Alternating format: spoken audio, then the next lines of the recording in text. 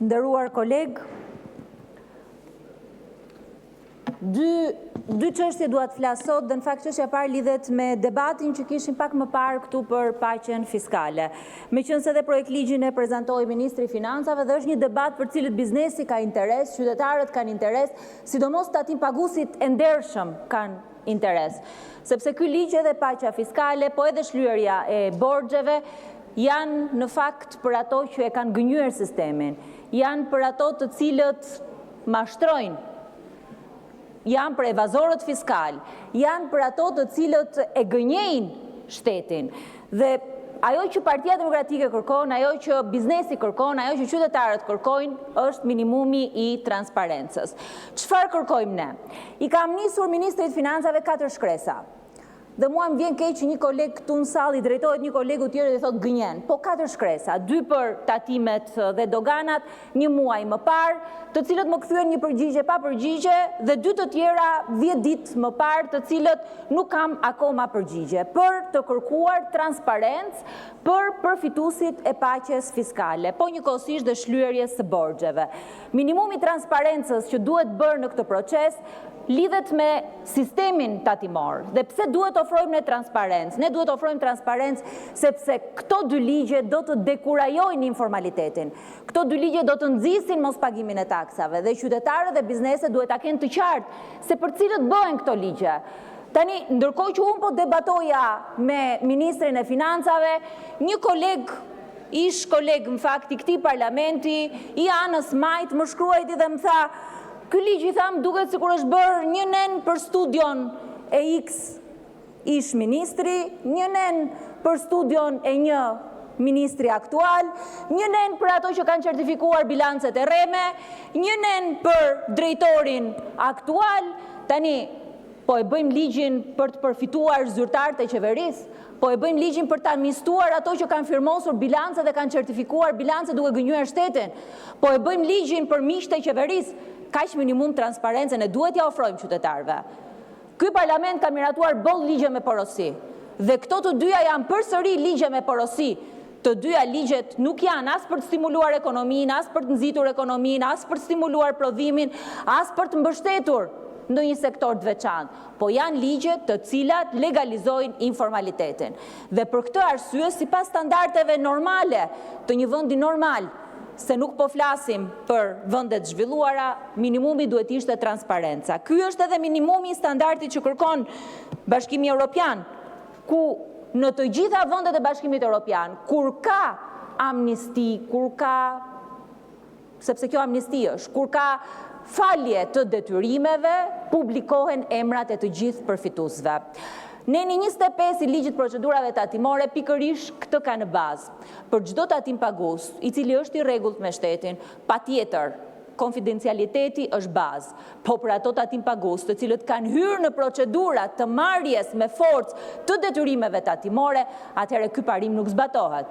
Ky parim ofrohet edhe nga ligji i mbrojtjes së dhënave personale GDPR-i që neve miratuam po në këtë parlament, ku duhet ofrohet transparencë, sepse këto po përfitojnë fonde publike, sepse ato me të vërtet janë fonde publike. Ky nuk është një debat mes majtës dhe djathtës, ky është një debat për transparencë, ky është një debat për qartësi për biznesin, ky është një debat edhe për të ardhmen e sistemit fiskal. Dhe mua më vjen keq që një ministër i ri, një deputet i ri vjen këtu me gojën plotë e akuzon kolegët po gënjejnë. Jo, nuk po gënjejmë. Po flasim të vërtetën. Po flasim atë që sot po ndodh aktualisht. Cilë do të mbrojë ky ligj? Për kë po propozohet ky ligj? Kush do të jenë përfituesit? Dhe ky minimum transparence duhet ofruar nga parlamenti. I kam dërguar një shkresë në fakt Komisionit Evropian, po njëkohësisht dhe Parlamentit Evropian për të ngritur shqetësimin që drejtoria e taksudit ka pasur gjatë 2 javëve të shkuara, diskutimeve që dhe FMN-ja ka pasur me qeverinë, po gjatë javëve të shkuara, sepse këtu me të vërtet minohet sistemi i taksave dhe krijohet një precedent i rrezikshëm për të ardhmen. Paqja fiskale në vetvete, se janë 2 iniciativa të ndara, paqja fiskale në vetvete taton të ardhurat që nuk janë realizuar akoma dhe i premton bizneseve falje, i premton bizneseve njëkohësisht heqjen e shtetit nga koka të inspektorëve, të doganave, të tatimeve, për çdo aktivitet të ardhshëm. Pra praktikisht edhe kjo është një legalizim i aktiviteteve që nuk janë zyrtare, që nuk janë aktivitete të kryera aktualisht, por për ato që do të ndodhin në të ardhmen. Thënë kjo, sot kemi 3 marrëveshje të cilat janë ratifikime granti ndërmjet Republikës së Shqipërisë dhe Bankës Europiane për investime, përsa i përket infrastrukturës sekurudhore të fazave në fazat të ndryshme, në fakt për korridorin e 8. Partia Demokratike ka mbështetur të gjitha projektet të cilat kanë ardhur nga marrëveshje që lindin, qoftë nga agenda Gjelbër, qoftë nga plani i rritjes, po qoftë nga instrumenta tjera të cilët kanë stimuluar sektor të veçantë. Por buxheti i shtetit ndodhet sot në një udhkryq për sa i përket partneritetet publike, private dhe koncesioneve. Sot buxheti i shtetit ka një barë të madhe fiskale dhe ka një rrezik të madh fiskal, një rrezik fiskal që vjen nga kontratat e PPP-ve dhe nga koncesionet.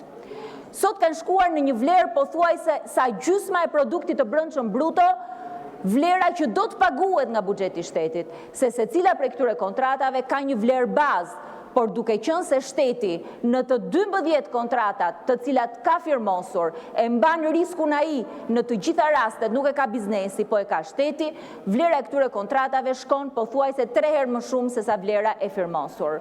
Të mos përmend këtu sigurisht inceneratorët, që janë një rast shumë i njohur, por ka kontrata të tjera të cilat lindin në sektorin e shëndetësisë, nga check-upi tek sterilizimi dhe kontratat e rrugëve që janë ylli që shkëlqen në listën e aferave korruptive të kësaj qeverie.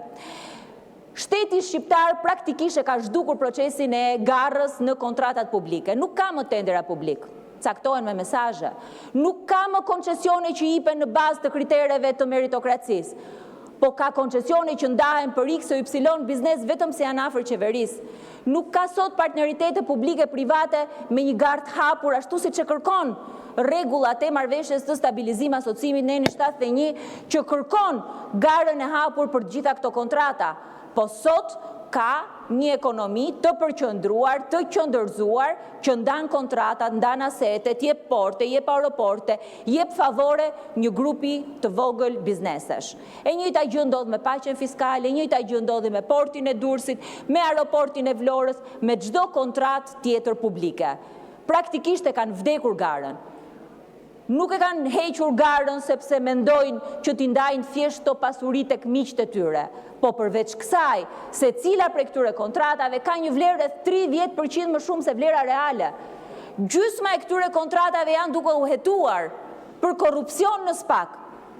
Janë mbi 1 miliard euro të cilat janë duke u hetuar.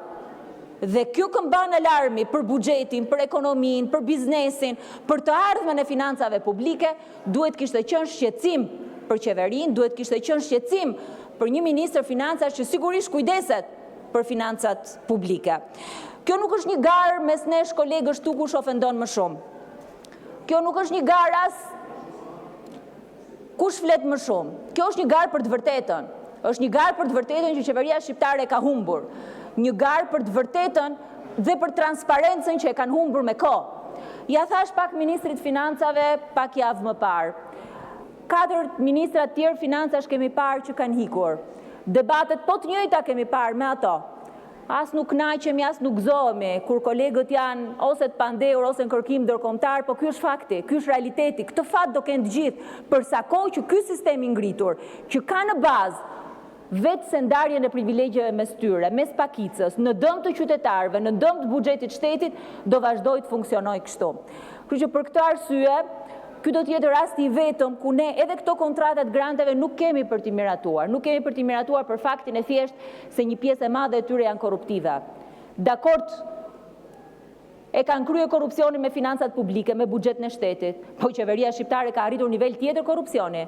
Rast unikal në botë, thot i Pardi, edhe me fondet e BE-s, vjedhja më e madhe e fondeve të BE-s jashtë BE-s.